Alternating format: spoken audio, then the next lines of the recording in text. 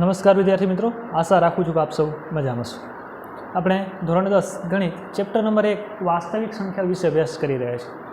છેલ્લે જ્યારે મળ્યા ત્યારે સમય સંખ્યાઓનું પુનરાવર્તન એ મુદ્દા ઉપર ચર્ચા કરેલી। આજે આપણે સમય સંખ્યાઓ અને તેના દશાંશ નિરૂપણનું પુનરાવર્તન એ મુદ્દા ઉપર ચર્ચા કરવાની છે। કોને?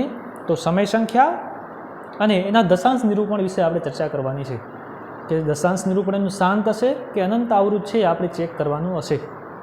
હવે સમજૂતી પૂરતું સમજાવી દઉં। ચલો, આવી રીતે આપેલું છે। સૌ પ્રથમ તો એ કે જે આપેલી સંખ્યાઓ છે એનું દશાંશ નિરૂપણ ક્યારે શાંત કહેવાય ને ક્યારે અનંત અને આવૃત કહેવાય, સમજાય છે? તો એના માટે તમને કહી દઉં કે આવી રીતે આપેલું હોય કે 5/2 આ શું આપેલી છે? મને સંખ્યા આપેલી છે, સમય સંખ્યા છે। તો આ સમય સંખ્યાને હું દશાંશ નિરૂપણ તરીકે દર્શાવું તો એ દશાંશ નિરૂપણ શાંત આવે છે કે અનંત અને આવૃત આવે છે મારે જોવાનું છે, બરાબર છે? તો એના માટે મારે શું કરવું પડે? ભાગાકાર કરવું પડે। તો શું થશે? 5ને હું 2 વડે ભાગીશ, બરાબર છે? હવે 5ને હું 2 વડે ભાગું તો 2 × 4, 5માંથી 4 જાય તો 1। હવે ભાગ ચાલશે ને અહીં લેશું આપણે પોઈન્ટ, નીચે લાવશું 0, તો 2 × 5 = 10, તો અહીંયા આવશે 0, શેષ 0 આવી ગઈ। તો એનો જવાબ કેટલો આવે છે? 2.5, બરાબર છે?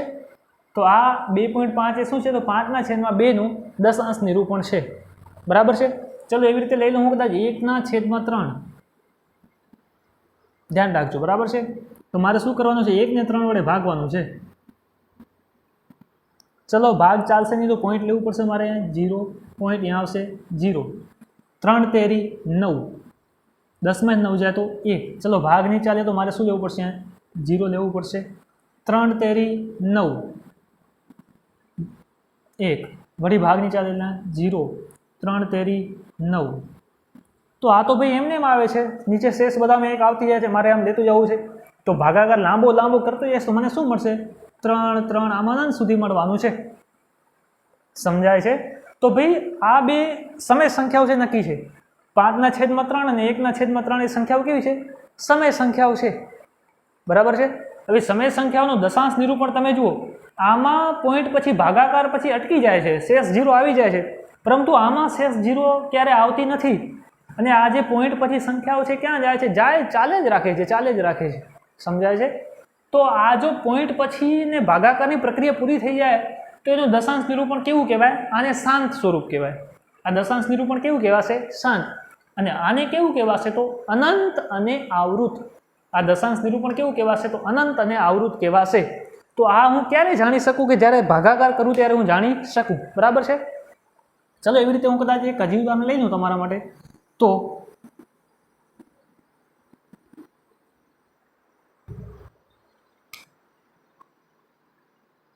આ 23/10 છે, તો હું શું કરીશ? ભાગાકાર કરીશ, 23 ને 10 વડે ભાગીશ, 10 × 2 = 20, બાદબાકી 23 માં 20 જાય તો 3, ભાગ નહીં ચાલે ને પોઈન્ટ, અહીંયા 0, 10 × 3 = 30, તો 0 0, અહીં જવાબ કેટલો મળે છે? 2.3, શેષ 0 આવી ગઈ। તો આ દશાંશ નિરૂપણ કેવું છે? શાંત છે, બરાબર છે? ભાગાકાર કરીને મને ખ્યાલ પડી કે આનો દશાંશ નિરૂપણ કેવો છે? શાંત છે, બરાબર છે? ચલો એટલું ખ્યાલ આવી ગયો। હવે આ પ્રમેય તરફ આપણે આગળ વધીને પછી આપણે આગળ વધશું, બરાબર છે? ચલો પ્રમેય નંબર 1.6 શું કીધું? જે સાવ સરળ છે, યાદ નથી રાખવાનું, સમજવાનું છે। આના આધારે આપણે દાખલા ગણવાના છે, બરાબર છે?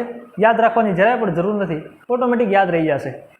જો x = p/q માં, x = p/q માં એટલે કે p/q શું છે? તો સમય સંખ્યા કોઈક છે।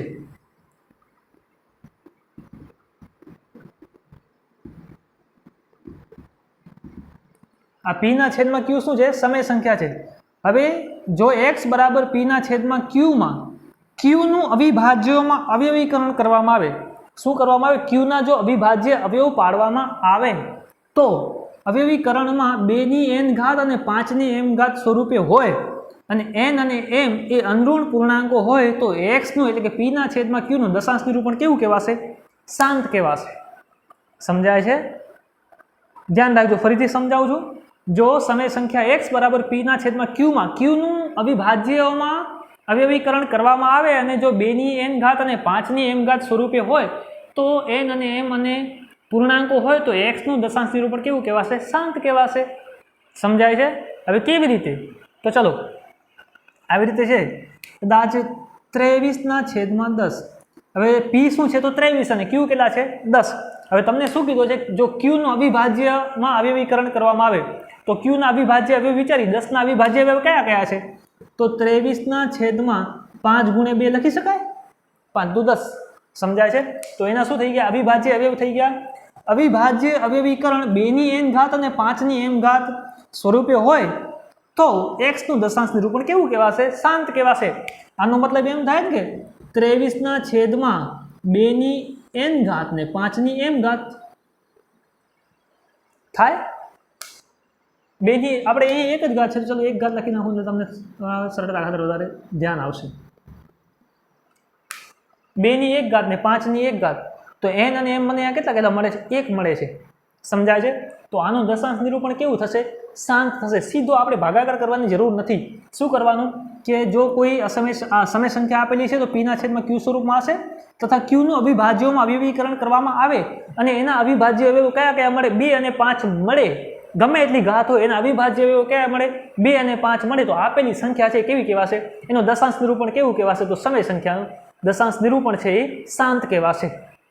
હવે એના પછીનું નીચેનું જોઈ લઈએ આપણે. ચલો, જો ક્યુનું અવિભાજ્યોમાં અવયવીકરણ અનુરૂપ પૂર્ણાંકો n અને m માટે 2n ને 5m સ્વરૂપે ન હોય તો x બરાબર p/q નું દશાંશ નિરૂપણ અનંત અને આવૃત છે એમ કહી શકાય.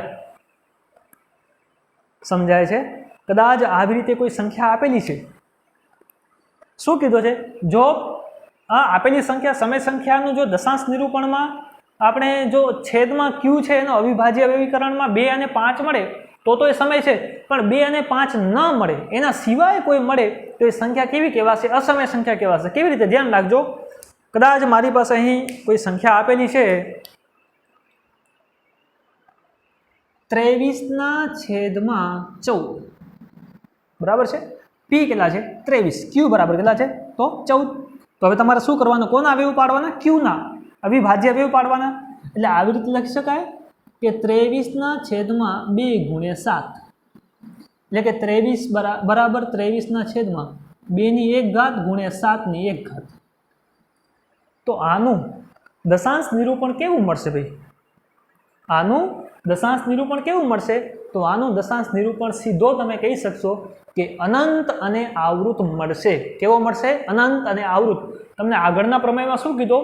જો ફક્ત 2 અને 5 જ અવયવ મળે તો એ કેવું કહેવાશે? તો દશાંશ નિરૂપણ શાંત કહેવાશે. અને જો એ અવિભાજ્ય ક્યુના જો અવિભાજ્ય અવયવ પાડવામાં આવે અને એમાં કોઈ 2 અને 5 સિવાય અવિભાજ્ય અવયવ મળે તો આપેલી જે સમય સંખ્યા છે એનું દશાંશ નિરૂપણ અનંત અને આવૃત મળશે. તમારી પાસે બે ઉદાહરણ અહીં દેખાય છે. 23/10 એટલે કે 23/5 × 2.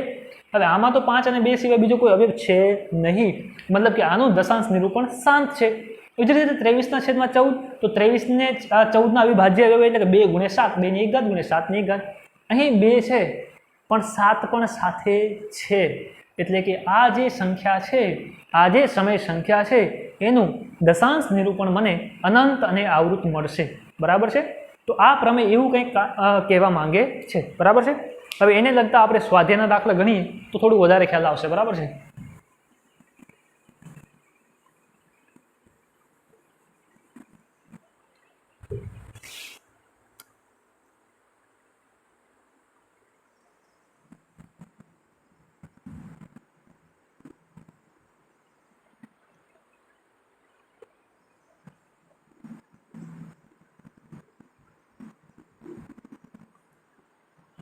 ચાલો, સ્વાધ્યાય નંબર 1.4માં દાખલા આપેલા છે, એના જો તમને ગણાવું છું તો વધારે તમને સમજાશે. બરાબર છે? ચલો, ભાગાકારની લાંબી પ્રક્રિયા. ભાગાકાર કરવા નથી. ભાગાકાર કરીને તો આપણે કહી શકીએ કે ભાઈ દશાંશ નિરૂપણ શાંત આવશે કે અનંત આવૃત આવશે, પણ આ પ્રમેયોનો ઉપયોગ કરીને આપણે બતાવવાનું છે કે દશાંશ નિરૂપણ શાંત છે કે અનંત અને આવૃત.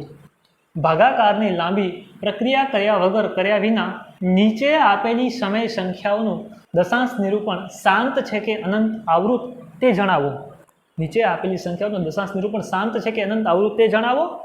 અને જો શાંત હોય તો દશાંશ નિરૂપણ તરીકે એને દર્શાવો.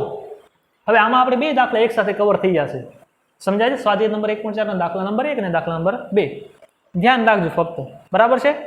હવે શું કરવાનું, ભાગાકારની લાંબી પ્રક્રિયા કર્યા વગર મારે બતાવવાનું છે કે આ જે સંખ્યા છે, આ જે સમય સંખ્યા છે એનું દશાંશ નિરૂપણ શાંત છે કે અનંત અને આવૃત. તો આપણે શું શરત જોઈ હતી કે જો p ના છેદમાં q માં જો q નું અવિભાજ્ય અવયવીકરણ કરવામાં આવે અને એને ફક્ત ને ફક્ત 2 અને 5 જ અવયવ મળે તો એ સંખ્યા દશાંશ નિરૂપણ એનું શાંત કહેવાશે. અને જો 2 અને 5 સિવાય બીજો કોઈ પણ અવિભાજ્ય અવયવ મળે તો એ જે સંખ્યા દશાંશ નિરૂપણ છે કેવું કહેવાશે, અનંત અને આવૃત. તો પહેલી જ તમને સંખ્યા આપેલી છે 23 ના છેદમાં 2 ની 3 ઘાત ગુણ્યા 5 ની 2 ઘાત.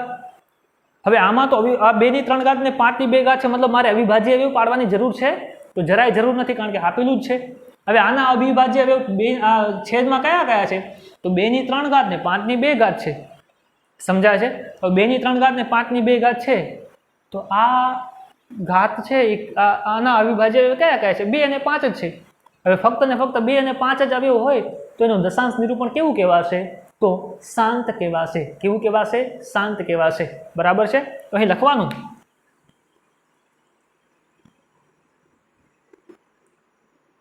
અહીં q ના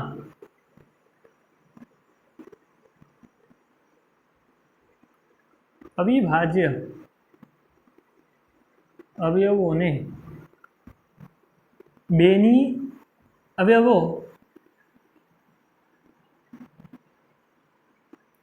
n ઘાત અને 5 ની m ઘાત સ્વરૂપે છે. તેથી આપેલી સંખ્યાનું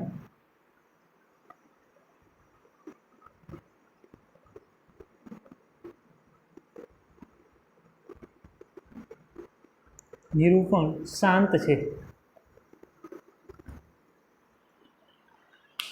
શું છે? અહીં q ના અવિભાજ્ય અવયવો 2 ની n ઘાત ગુણ્યા 5 ની m ઘાત સ્વરૂપે છે. તેથી આપેલી સંખ્યાનું દશાંશ નિરૂપણ કેવું છે? શાંત છે. સાવ સરળ છે. બરાબર છે? જો છેદમાં હોય એના અવિભાજ્ય અવયવ કયા મળે? તો 2 અને 5 મળે તો આપેલી સંખ્યા કેવી કહેવાશે? તો આપેલી સંખ્યાનું દશાંશ નિરૂપણ કેવું કહેવાશે? શાંત કહેવાશે. હવે શું કીધું?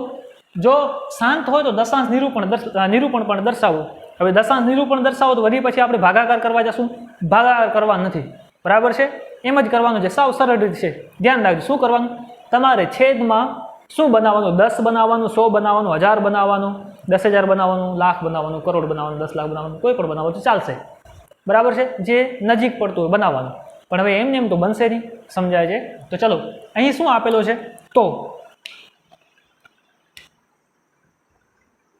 23 ના છેદમાં 2 ની 3 ઘાત ગુણ્યા 5 ની 2 ઘાત છે.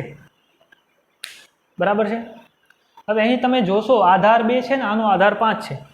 હવે બંનેની ઘાત સરખી છે તો નથી. જો આવી રીતે હોત કદાચ કે 2 ની 3 ઘાત ગુણ્યા 5 ની 3 ઘાત તો આને હું કઈ રીતે લખી શકત? તો 5 દુ 10 ની 3 ઘાત સ્વરૂપે લખી શકત. પણ આ બંનેની ઘાત સરખી છે નહીં. તો ઘાત સરખી કરવી એ તો આપણા માટે સરળ વસ્તુ છે. સમજાય છે ને? કે બંને બાજુ ઉપર અને નીચે અંશ અને છેદમાં કોઈ પણ સંખ્યા વડે ગુણી નાખવાનું. બરાબર છે? તો ચલો અહીં તમે જોશો તો 5 દુ 10 10 થાય છે. હવે ઘાતને તમારે ધ્યાને લેવાનું નથી અત્યારે. બરાબર છે? 10 થવું જોઈએ તો એને આપણે દશાંશ નિરૂપણ તરીકે દર્શાવી શકશું. બરાબર છે? તો ચલો તમે અહીં જોશો તો 2 અને 5 છે. આમાં 2 ની 3 ઘાત છે, આમાં કેટલી છે? 5 ની 2 ઘાત છે. હવે બંનેની ઘાત મારે સરખી કરવી છે. શું કરવું પડશે? આમાં 5 ની આમાં વધારે હોય નાની હોય એને વધારવાની છે આપણે. તો 5 ની હજી મને કેટલી ઘાત જોઈએ? 1 ઘાત જોઈએ. તો મારે ઉપર અને નીચે 5 વડે ગુણવાનું, 5 ની 1 ઘાત વડે. બરાબર છે? તો 5 ની 1 ઘાત વડે સંખ્યાને 5 ની 1 ઘાત વડે ગુણતા અને ભાગતા તો શું મળશે? તેથી 23 ગુણ્યા 5 ની 1 ઘાત ગુણવું અને ભાગવું પડે, નકા તો પછી આપણી સંખ્યા બદલાઈ જાય. આપણે સંખ્યાનું મૂળ સ્વરૂપ જાળવી રાખવાનું છે. તો ઉપર પણ 1 ઘાત વડે ગુણ્યા તો નીચે શું થશે? 2 ની 3 ઘાત ગુણ્યા. હવે જો નીચે 5 ની 2 ઘાત છે ને 5 ની 1 ઘાત વડે ગુણું તો કેટલા થઈ જાય? 5 ની 3 ઘાત થઈ જાય. તો અહીં શું થશે? 5 ની 3 ઘાત. થઈ ગયું? ચલો આ ભૂસાડી નાખું, જો પ્રમેય છે એની આપણે હવે જરૂર છે નહીં, બરાબર છે?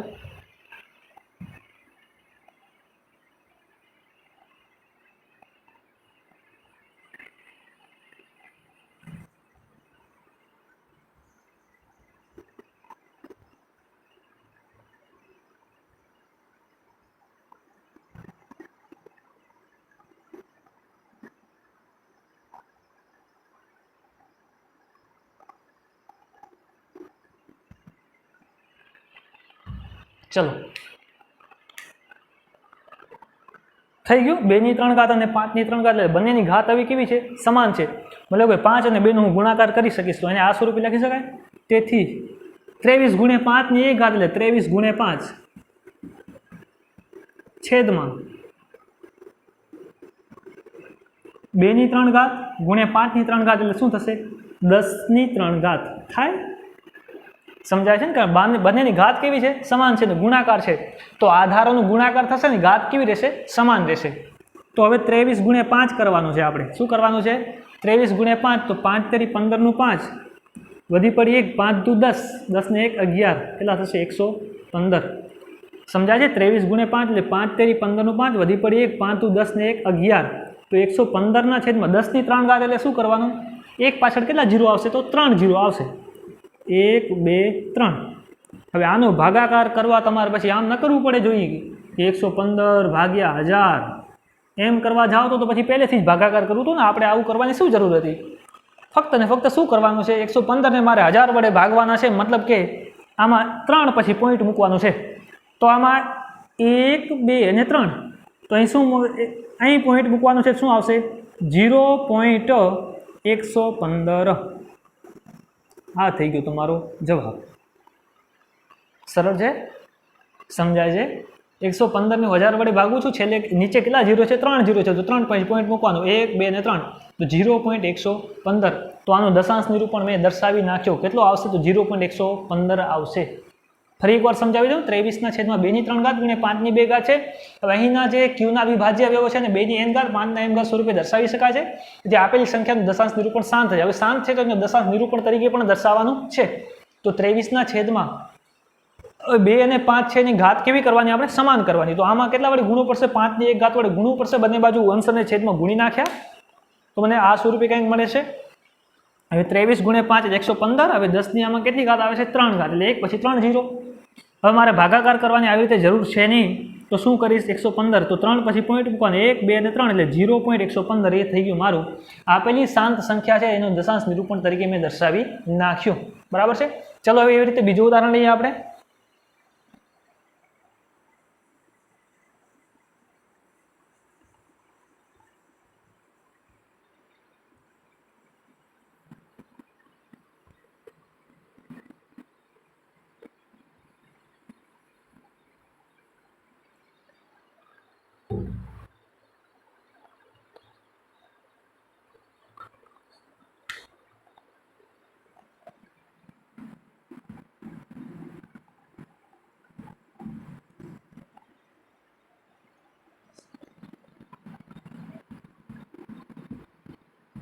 ચલો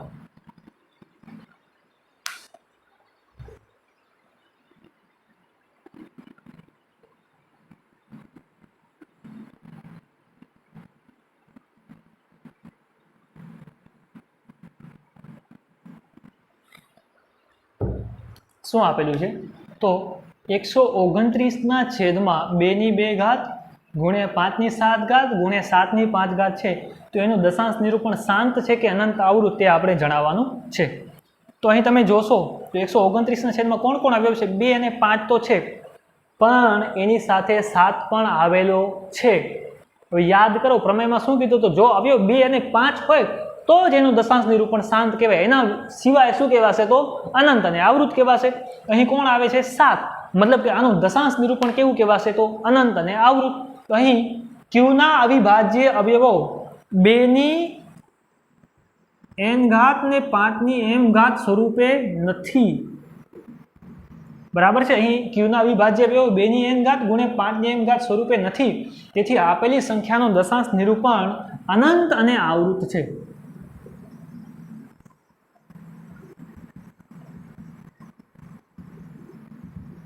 ક્લિયર? હવે અનંત અને આવૃત છે તો દશાંશ નિરૂપણ દર્શાવવાની ક્યાં મારે જરૂર છે? દર્શાવી પણ નહીં શકું આવી રીતે તો, બરાબર છે? ક્લિયર? તો શું કીધું છે? 129 છેદમાં 2 ની 2 ઘાત ગુણ્યા 5 ની 7 ઘાત ગુણ્યા 7 ની 5, 7 ની 5 ઘાત. અહીં ક્યુના અવિભાજ્ય અવયવો 2 ની n ઘાત ગુણ્યા 5 ની n ઘાત સ્વરૂપે નથી. તેથી આપેલી સંખ્યાનું દશાંશ નિરૂપણ કેવું છે? તો અનંત અને આવૃત છે, બરાબર છે? ચલો હજી એક ઉદાહરણ લઈ લઈએ આપણે.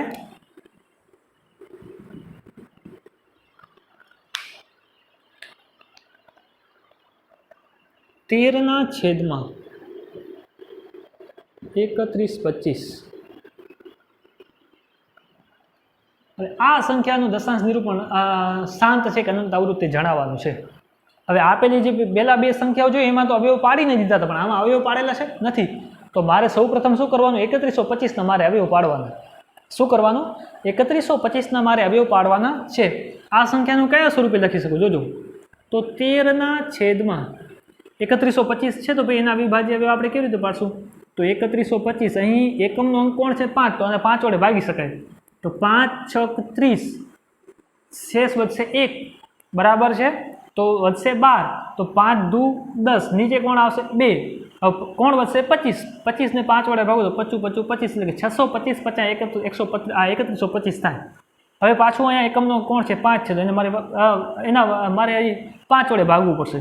તો 5 વડે ભાગવું તો 5 × 1 = 5, નીચે કેટલા આવશે? 1, કેટલા વધશે? 12, તો 5 દુ 10, વળી આવશે નીચે 2, તો કોણ વધશે? 5, 125, 5 625 થાય.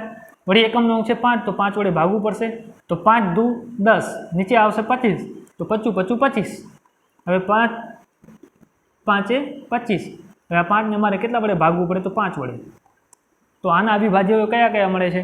તો 5 × 5 × 5 × 5 × 5.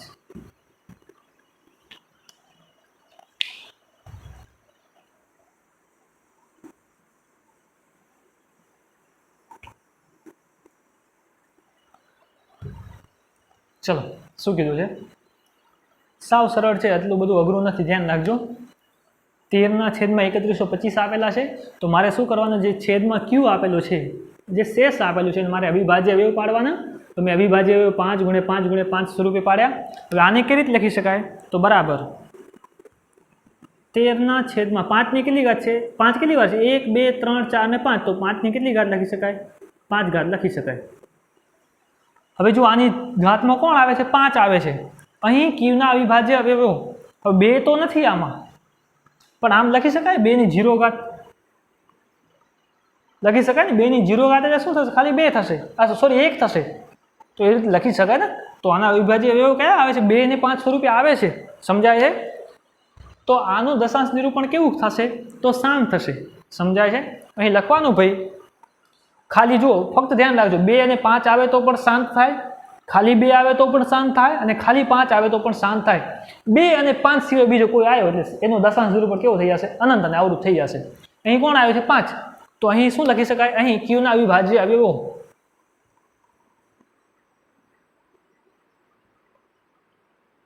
ક્યુના અવિભાજ્ય અવયવો 2 ની n ઘાત અને 5 ની n ઘાત સ્વરૂપે છે. તેથી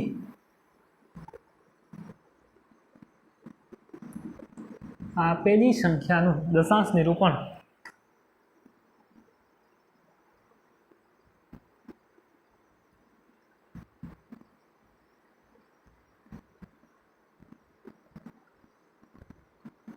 શાંત છે, બરાબર છે? 13/5 ની 5 ઘાત આવે છે. અહીં ક્યુના અવિભાજ્ય અવયવો 2 ની n ઘાત ગુણ્યા 5 ની n ઘાત સ્વરૂપે છે. તેથી આપેલી સંખ્યાનું દશાંશ નિરૂપણ કેવું છે? શાંત છે. હવે જો શાંત છે તો એનું દશાંશ નિરૂપણ તરીકે પણ દર્શાવવાનું છે. તો દશાંશ નિરૂપણ દર્શાવવા માટે મારે શું કરવું છે? નીચે 10 કરવાના છે. હવે 10 ક્યારે થાય? જ્યારે 5 ની 5 ઘાત છે, પણ અહીંયા પણ ઘાત સરખી વાળો લેવો. મારે ખાલી હું 2 ની 1 ઘાત લઈ લઉં તો 2 નો ગુણાકાર થઈ શકશે નહીં, સમજાય છે? તો અહીં મારે શું કોના વડે ગુણવું પડશે? તો આપેલી સંખ્યાને કેટલી ઘાત વડે? આમાં 2 ની કેટલી ઘાત ખૂટે છે? 5 ઘાત ખૂટે છે, બરાબર છે? તો એટલા વડે મારે ગુણવું અને ભાગવું પડશે, બરાબર છે? તો આપેલી સંખ્યાને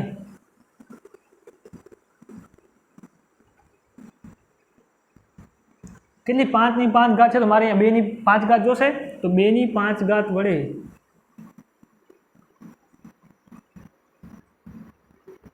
ગુણતા અને ભાગતા તો શું થશે ભાઈ? ચલો તો 13 ગુણ્યા 2 ની 5 ઘાત છેદમાં 5 ની 5 ઘાત ગુણ્યા 2 ની 5 ઘાત થઈ ગયું। 5 અને 2 આવી ગયો ને બંનેની ઘાત પણ કેવી થઈ ગઈ? સમાન થઈ ગઈ। બરાબર છે। ચલો આગળ વધીએ।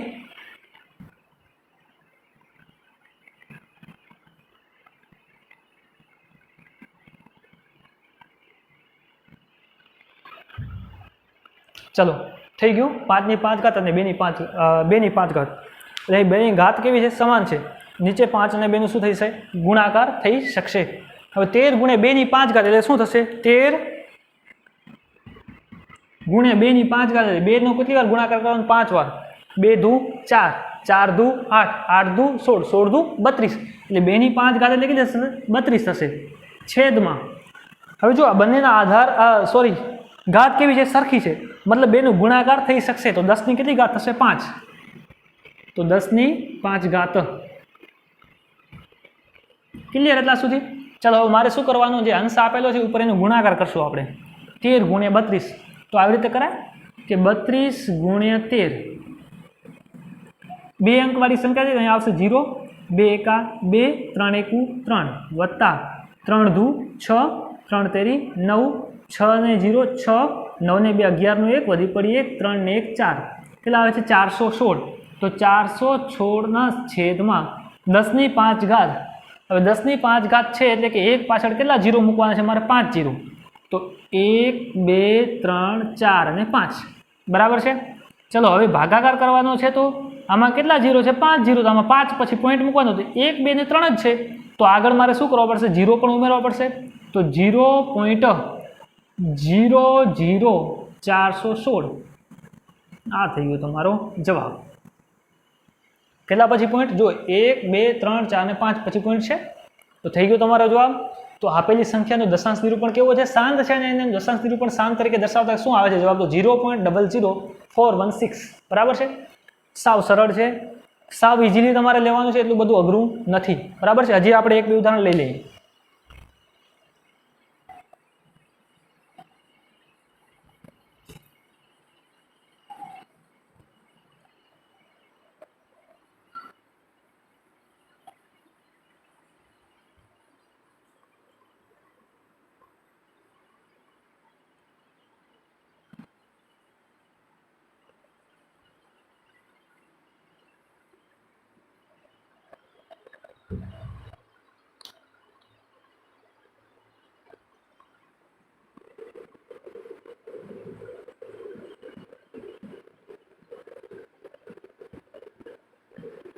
આવી રીતે આપેલું છે કે 35/50। હવે એટલું પણ ધ્યાન રાખવાનું કે ઉપર અંશ અને છેદ ઉડતા હોય તો આપણે પહેલા ઉડાડી દેશું બરાબર છે। પરસ્પર પહેલા શું કરી નાખવાનું? અવિભાજ્ય કરી નાખવાનું। તમે અહીં જોશો તો 35 અને 50 પરસ્પર અવિભાજ્ય છે તો નથી, એમાં કોઈ સામાન્ય એવું છુપાયેલું છે। આ 5 છે ને આ 0 છે મતલબ બંનેને 5 વડે ભાગી શકાય તો આને કયા સ્વરૂપે લખી શકાય? તો 35 એટલે કે 7 ગુણ્યા 5 અને 50 એટલે શું થાય? તો 50 ને તમે પહેલા કોના વડે ભાગી શકો? 2 વડે બરાબર છે। 2 ગુણ્યા 5 ગુણ્યા 5 5 દુ 10 10 પચા 50। હવે અહીં કંઈ ઉડે છે તો આ જે 5 અને 5 કેન્સલ થઈ જાય તો શું વધે છે? 7/10 એટલે કે 2 ની 1 ઘાત ગુણ્યા 5 ની 1 ઘાત। સમજાઈ ગયો? જો તમે 35 નું 35 જ રાખશો તો ક્યાંક તકલીફ થઈ શકે છે એટલે આપણે શક્ય હોય ત્યાં સુધી બંનેને શું કરી નાખવાનું? પહેલાં અવિભાજ્ય કરી નાખવાનું, પરસ્પર અવિભાજ્ય બરાબર છે। પરસ્પર અવિભાજ્ય થઈ જાય પછી આપણે દશાંશ નિરૂપણ એનું ચેક કરવાનું શાંત છે કે અનંત આવૃત। તમે અહીં જોશો તો 7/2 ની 1 ઘાત ગુણ્યા 5 ની 1 ઘાત આવે છે તો આનું દશાંશ નિરૂપણ કેવું કહેવાશે? તો શાંત કહેવાશે કારણ કે આના અવયવ કોણ કોણ છે? 2 અને 5 જ છે। સમજાય છે? તો અહીં ક્યુના અવિભાજ્ય અવયવોને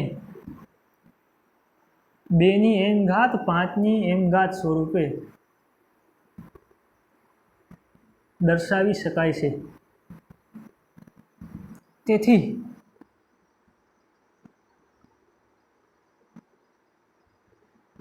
આપેલી સંખ્યાનું દશાંશ નિરૂપણ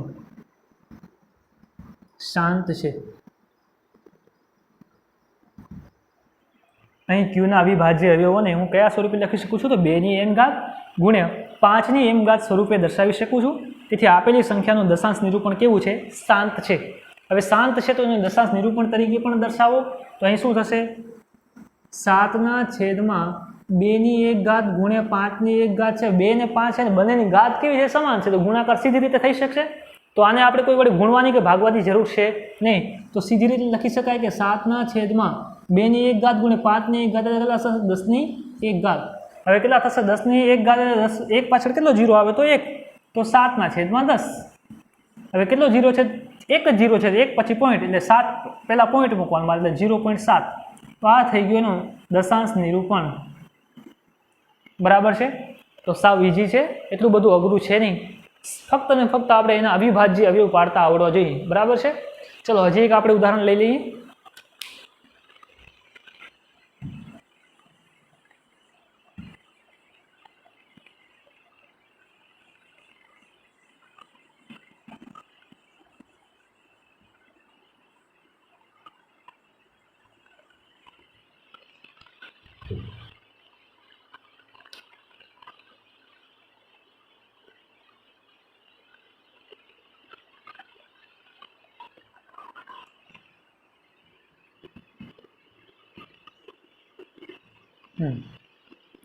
છ ના છેદમાં 15। બરાબર છે?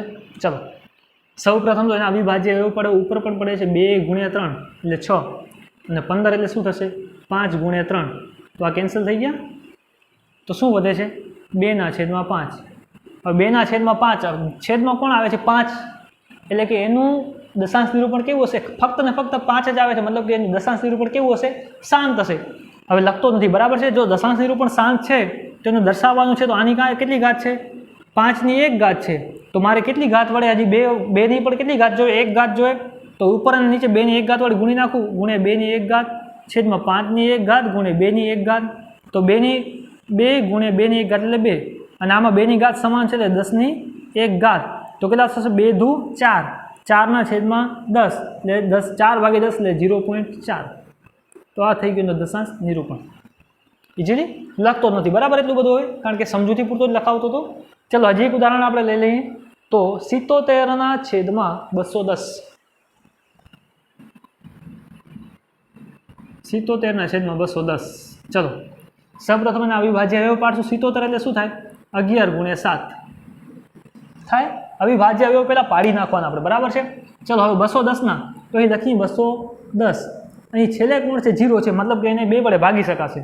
તો 2 એકા 2 ને 2 પચાસ, સોરી 2 એકા 2 એટલે 0, નીચે 1 આવશે, ભાગ ચાલશે ને અહીંયા 0 મૂકવો પડશે, નીચે 0 લેવા આવશે એટલે 2 5 10।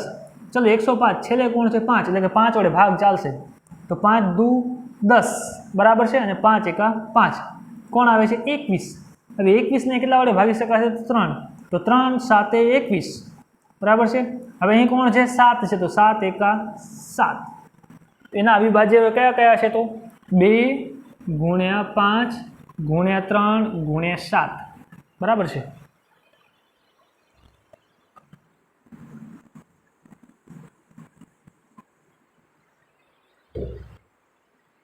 ચલો અહીં જોશો તો આ 7 કેન્સલ થઈ ગયા, તો કોણ વધે છે?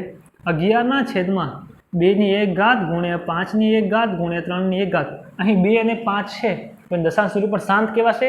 તો નહીં કહેવાય, કારણ કે એની સાથે કોણ છે? 3 પણ છે, મતલબ કે આપેલી સંખ્યાનું દશાંશ નિરૂપણ કેવો છે? તો શાંત નથી, તો કેવો છે? અનંત અને આવૃત છે। બરાબર છે? તો આપેલી સંખ્યાનું દશાંશ નિરૂપણ કેવો છે? તો અનંત અને આવૃત છે। તો આગળ દશાંશ નિરૂપણ દર્શાવવાની જરૂર છે નહીં, બરાબર છે? તો આ જે આપણે એટલું રાખીએ છીએ, બરાબર છે? ફરી એકવાર સમજાવી દઉં આપણે શું મુદ્દાની ચર્ચા કરેલી। દશાંશ નિરૂપણ શાંત છે કે અનંત આવૃત? તો શાંત એટલે કે શું? કે ભાગાકાર કર્યા પછી જો જવાબ ત્યાં સ્થિર થઈ જાય, પોઈન્ટ પછી ક્યાંક સ્થિર અટકી જાય, તો એનું દશાંશ નિરૂપણ શાંત કહેવાય। અને જો લાંબે લાંબે ચાલ્યા કરે ક્યાંય જવાબ શેષ ક્યાંય 0 ના આવે તો એનો દશાંશ નિરૂપણ કેવો કહેવાશે? તો અનંત અને આવૃત કહેવાશે. હવે આપેલી સંખ્યાઓને ખાલી ભાગાકાર કર્યા વગર જો આપણે દશાંશ નિરૂપણ શાંત અને અનંત આવૃત છે ચેક કરવું છે તો શું કરશું? જે છેદ આપેલું હોય, બરાબર છે, જે છેદમાં ક્યુ આપેલું હોય એના અવિભાજ્ય અવયવ પાડશું. જો અવિભાજ્ય અવયવ ફક્ત ને ફક્ત 2 આવે, ફક્ત 5 આવે અથવા તો 2 અને 5 બંને સાથે આવે તો આપેલી સંખ્યાનું દશાંશ નિરૂપણ શાંત કહેવાશે. અને જો એના અવિભાજ્ય ક્યુના અવિભાજ્ય અવયવો 2 અને 5 સિવાય કોઈ પણ આવી જાય તો એનો દશાંશ નિરૂપણ કેવો કહેવાશે? તો અનંત અને આવૃત કહેવાશે. હવે જો દશાંશ નિરૂપણ શાંત આવે તો એને દશાંશ નિરૂપણ તરીકે દર્શાવવા માટે હું શું કરીશ? છેદમાં 10ના ગુણકો તરીકે કોઈકને લઈ આવીશ. 10 લઈ આવીશ, 100 લઈ આવીશ, 1000 લઈ આવીશ, કોઈ પણ લઈ આવીશ. હવે જેટલી ઘાત એ પ્રમાણે તમારે લઈ આવવાનું રહેશે. એવી રીતે તમારે દશાંશ નિરૂપણ દર્શાવવાનું રહેશે. બરાબર છે? આશા રાખું છું કે બધાને સમજાઈ ગયો હશે. તો અહીં આપણે ચેપ્ટર નંબર 1 વાસ્તવિક સંખ્યાઓને પૂર્ણ જાહેર કરીએ છીએ. હવે જ્યારે પણ મળશું ત્યારે નવા ચેપ્ટરની શરૂઆત કરશું. બરાબર છે? આમાં કોઈ પણ પ્રશ્ન હોય તો જરૂરથી કહેશો, એનું આપણે સોલ્યુશન લાવશું. આના બોર્ડમાં 4 માર્ક રોકડા છે તો એ પ્રમાણે થોડીક તૈયારી રાખજો. બરાબર છે? હવે જ્યારે મળશું ત્યારે આપણે નવા ચેપ્ટરની શરૂઆત કરશું. બરાબર છે? Thank you.